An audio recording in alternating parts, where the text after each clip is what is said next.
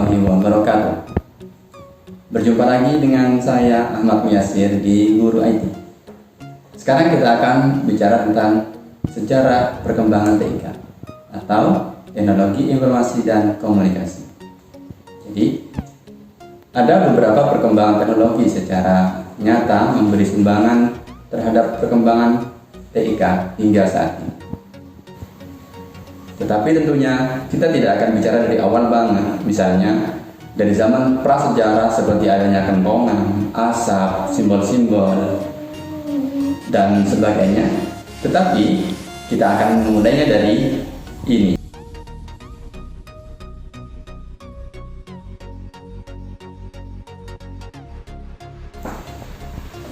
Jadi pertama yaitu temuan telepon.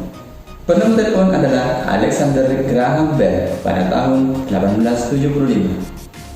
Memasuki abad ke-20, tepatnya tahun 1910 sampai 1920, terwujud sebuah transmisi suara tanpa kabel yang biasa kita sebut dengan radio.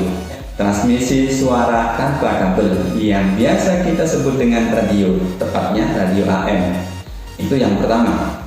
Kemudian komunikasi tanpa kabel tersebut berkembang pesat sehingga terwujudlah transmisi suara dengan video.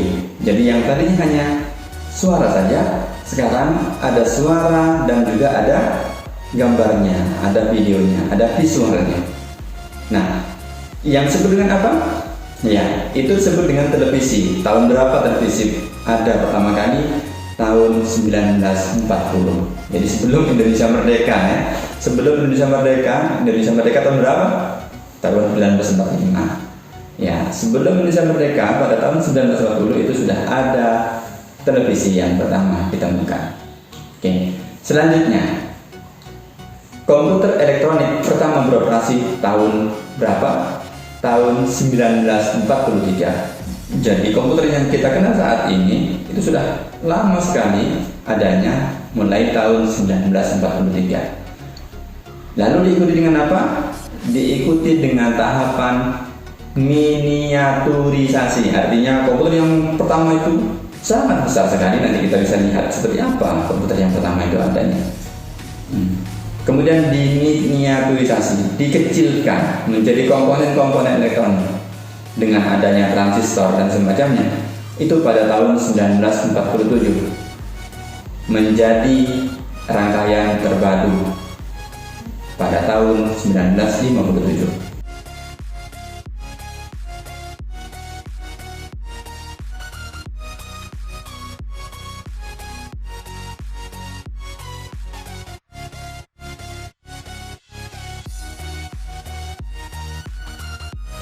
Nah, bagaimana perkembangan teknologi di Indonesia?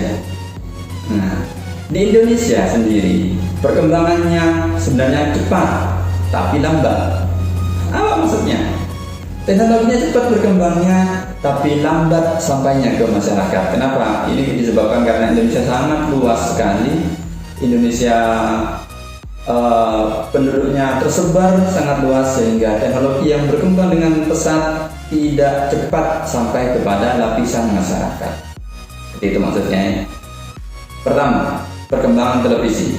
Tahun berapa televisi di tanah air kita ini ada? Pertama kali televisi di tanah air kita yaitu tahun 1962. TV apa namanya? TVRI. Itulah TV pertama kali di Indonesia yang hadir pada tahun 1962. Kemudian perkembangan satelit. Kalian tahu satelit itu apa? Lihat, ini adalah satelit.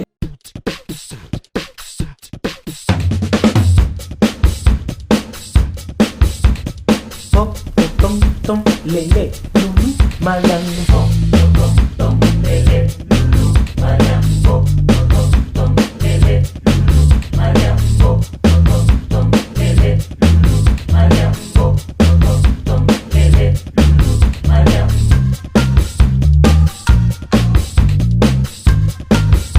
Oke, sudah lihat video satelit? Nah, satelit adalah benda yang mengorbit. Benda yang mengorbit benda lain dengan periode dan resolusi tertentu. Jadi satelit itu ketika terbang dia punya waktu, mengorbitnya punya waktu dari kapan sampai kapan. Jadi tidak selamanya ada di sana. Seperti itu. Nah, dalam hal komunikasi, Indonesia juga tidak mau ketinggalan dengan negara lain. Oleh sebab itu, Indonesia juga meluncurkan satelit. Kalian tahu satelit yang dimiliki oleh Indonesia berapa banyak? Ya, tentunya sudah sangat banyak sekali.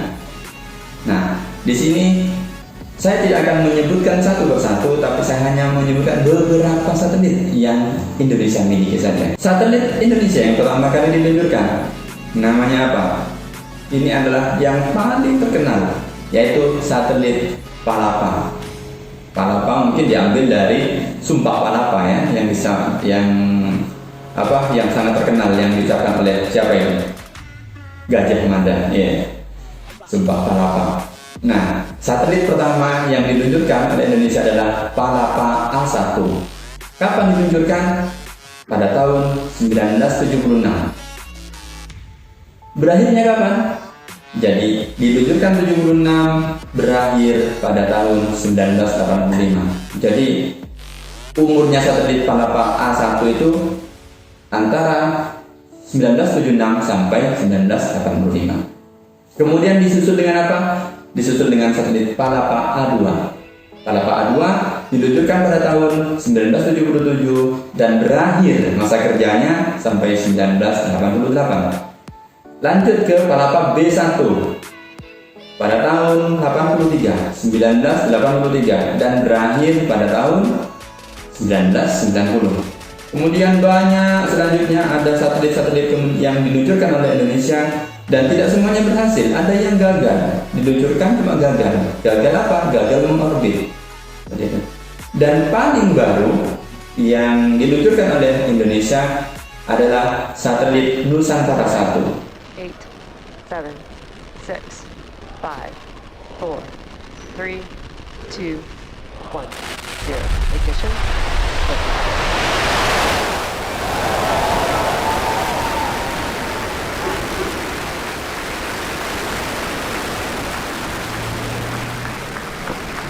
Vehicle is pitching downrange.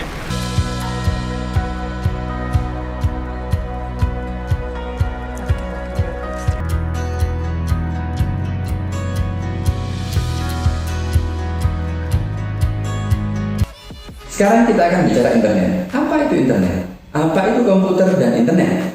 Nah, kalian tahu komputer? Komputer adalah alat yang dipakai untuk mengolah data menurut prosedur yang telah dirumuskan. Jadi, komputer itu adalah alat yang bisa digunakan untuk mengolah data, yang cara mengolahnya sudah ada rumusnya, seperti itu. Kemudian, apa itu internet?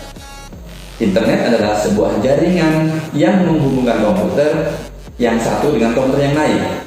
Jadi, komputer bisa berhubungan dengan komputer yang lain, bisa saling berkomunikasi karena ada apa? Karena ada jaringan. Nah, karena komputer bisa berhubungan dengan satu dengan yang lain dengan memanfaatkan jaringan sampai jarak yang sangat jauh. Itulah yang disebut dengan internet. Jadi bisa berkomunikasi, bisa saling berinteraksi, bisa saling bertukar informasi walaupun jaraknya sangat jauh. Tentunya ada bahasa khusus yang dipakai dalam jaringan.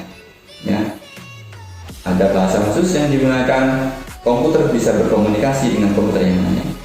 Nah, bagaimana internet di Indonesia? Nah, kapan internet di Indonesia diperkenalkan? Internet di Indonesia pertama kali diperkenalkan pada tahun 1970-an. Dimulai pertama kali dari perguruan tinggi. Lalu pada tahun 93 barulah Indonesia resmi memiliki atau resmi terhubung dengan jaringan internet secara universal, ya, menggunakan domain ID. Domain itu namanya akhirannya. Kenapa menggunakan ID? Ini adalah simbol negara. Jadi ketika sebuah alamat internet berakhiran ID itu berarti alamatnya dari Indonesia. Contohnya SMPN1 menyebuti .sch.id seperti itu. Kalau kalian hanya mengenal pertamanya .com atau yang dikenal dengan istilah .com, Sekarang sudah banyak .id seperti itu. Mungkin sampai di sini dulu pertemuan kita. Terima kasih. Kita bertemu lagi minggu depan di channel Guru IT. Jangan lupa like, subscribe, dan komen di sini. Oke? Terima kasih. Assalamualaikum warahmatullahi wabarakatuh.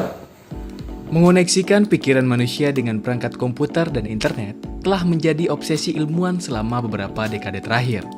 Drone tersebut bergerak sesuai dengan apa yang dipikirkan oleh orang yang memakai headset membaca pikiran, yang memungkinkan penggunanya hanya memikirkan tentang suatu perintah dan perangkat elektronik yang terkoneksi akan melaksanakan apa yang dipikirkan oleh orang yang memakai headset tadi.